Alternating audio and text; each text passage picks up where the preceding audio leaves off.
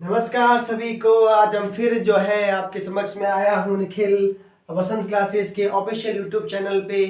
जैसा कि अपन ने 8.1 पढ़ी, उसके बाद में जो ये 0 से 90 डिग्री तक त्रिकोणमिति जो है वो अपन आज टेबल के बारे में पढ़ेंगे। काफी का ये होता है कि सर इसको रखनी पड़ती है क्या, क्या इसको याद करनी पड़ती है क्या। कुछ लोग तो क्या करते हैं कि वहां पे टेबल याद करके जाते बढ़ा लेते हैं। ठीक है, अपन देखते हैं कि भाई इसको क्या करना है। मेरे हिसाब से तो इसको ना याद करने की जरूरत तो है नहीं। आप क्वेश्चंस को करते रहो और देख देख के करो कि sec 30 का मान क्या होता है, उसका मान क्या होता है, cos 45 क्या होता है, उनके मान आप देखते रहो।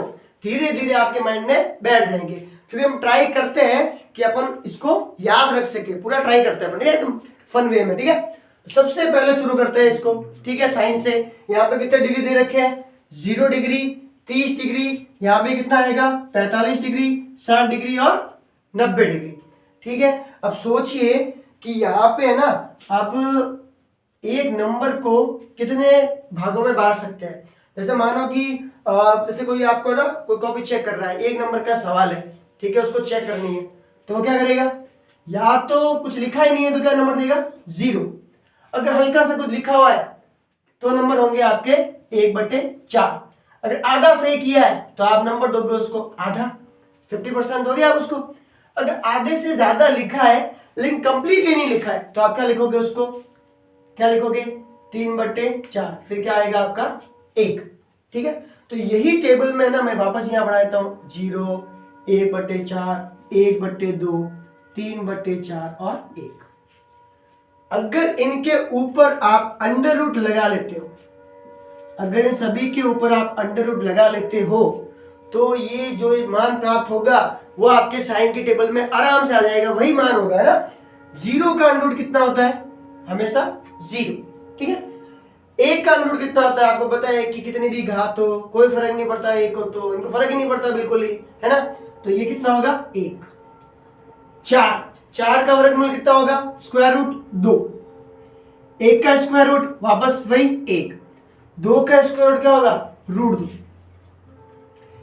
3 का कितना? रूट 3 का कितना हो जाएगा? देखो 3 का तो रूट 3 ही होगा। 4 का हो जाएगा 2, 1 का तो हमेशा 1 होता ही है। तो जो आप देख रहे हो ये साइन की टेबल, ठीक है, आपको मिल गई साइन की टेबल। ये साइन की टेबल है। अब है ना, ये वाले ध्यान से देखो। अपन ने सबसे पहले क्या पढ़ा था? सबसे पहले अपन ने ये पढ़ा था कि ये जो साइन और कॉस सामने है, यहाँ पे साइन 90 माइनस थीटा क्या होता है? कॉस थीटा, है कि नहीं। सोचो कि ना थीटा को 0 कर दो आप, थीटा को यहाँ पे आप 0 कर दो तो ये क्या बनेगा? साइन 90 माइनस 0 कितना हो जाएगा? 90 होगा, है ना। तो ये हो जाएगा 90, ये हो जाएगा cos 0। यानी cos 0 का वो मान होगा जो आपको साइन 90 में मिला। तो साइन 90 किसके बराबर होगा? cos 0 के। तो यहाँ जो cos 0 डिग्री है वो आपको साइन 90 यानी 1 मिलेगा। यहाँ पे आपको ना एक्चुअल में रिवर्स ही मिलेगा, क्योंकि आपको जब है ना यहाँ पे cos का 30 डिग्री मान निकालना होगा तो 90 में से 30 गए, कितने बचे? 60। यानी वो साइन 60 के बराबर होगा। जो आपका cos 30 डिग्री होगा वो साइन के 60 के बराबर होगा, √3/2। आगे बढ़ते हैं 45 डिग्री। अब 45 डिग्री सॉरी 45 डिग्री के अंदर क्या होगा? क्या आपको पता है 90 माइनस 45 कितने होते हैं?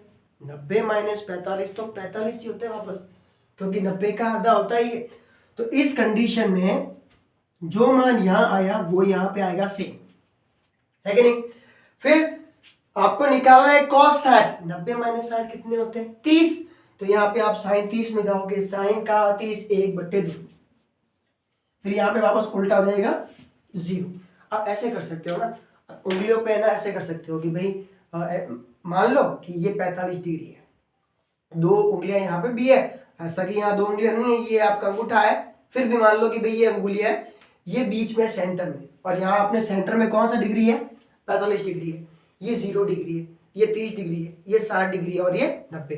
अगर आपको साइन 60 डिग्री बोलेगा तो 45 के जस्ट पास में ये, यानी 0 नंबर, पाव नंबर, आधा नंबर, पूर्ण नंबर। पूर्ण का मतलब 3/4।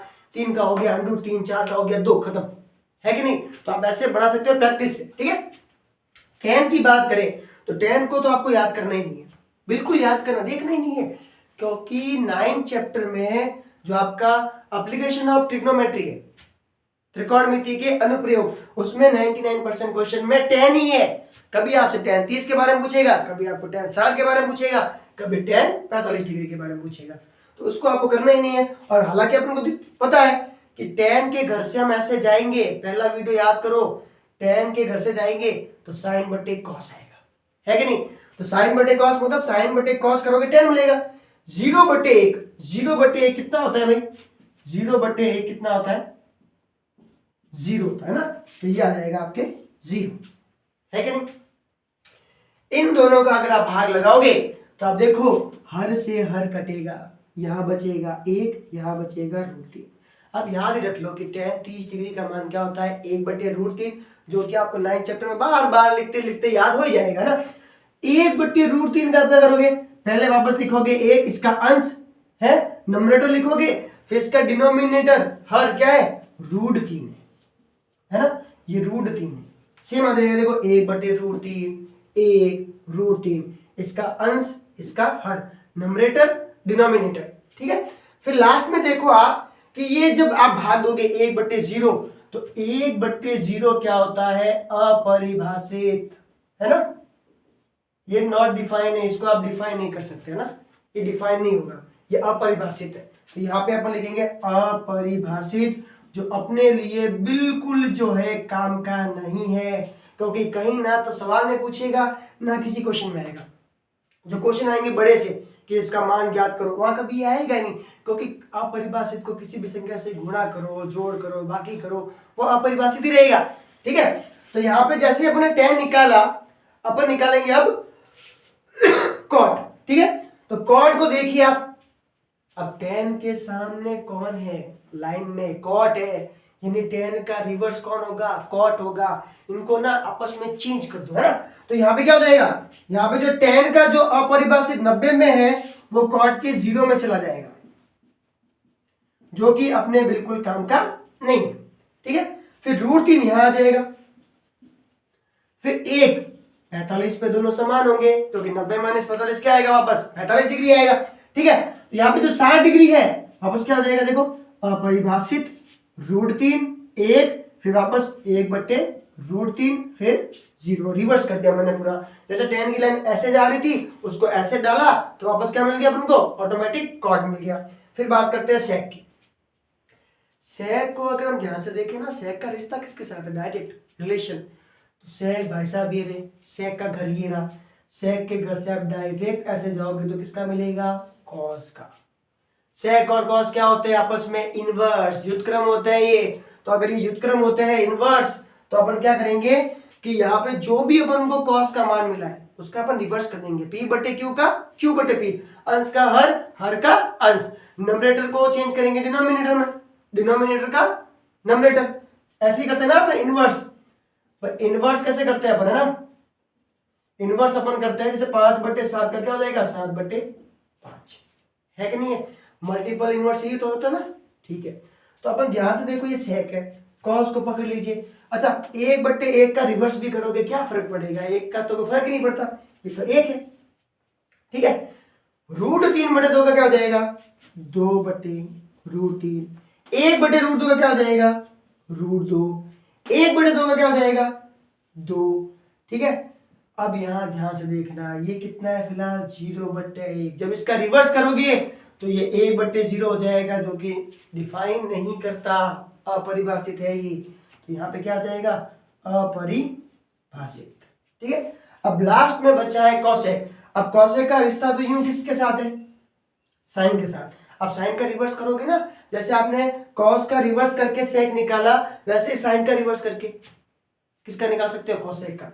लेकिन अपन ये भी कर सकते हैं ना कि ये जो अपने लिया था ना, जैसे साइन की लाइन ऐसे कर दी, वापस उल्टा करते ही कॉस मिल गया, tan की लाइन ऐसे गई, उल्टा करते ही कॉट मिल गया, सेक की लाइन ऐसे चली, उल्टा करो तो वापस कॉसेक मिलेगा। तो वापस ये आ जाएगा अपरिभाषित, जो काम का ही नहीं अपने। फिर यहाँ पे 2, फिर वापस √2, फिर ये आ जाएगा 2/√3, फिर हो जाएगा 1।